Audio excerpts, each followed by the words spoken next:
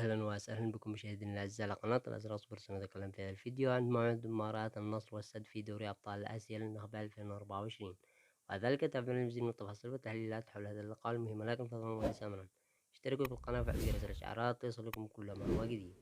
موعد مباراة النصر والسد في دوري أبطال آسيا للنخبة 2024 ويوم الاثنين ديسمبر 2024 على ملعب الأول بارك، وتنطلق صافرة بداية المباراة في تمام الساعة 9 مساء بتوقيت السعودية والعاشرة مساء بتوقيت الإمارات.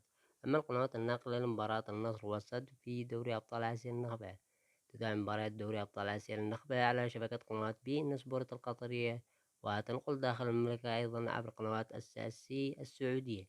لهواء البث المباشر يمكنكم متابعة المباراة عبر تطبيق تود. ومعلقين مباراة النصر والسد في دوري أبطال آسيا: المعلق عبد الله الحربي، علي سعد الكعبي. والسلام عليكم ورحمة الله وبركاته. شاركونا توقعاتكم المباراة في خانة التعليقات.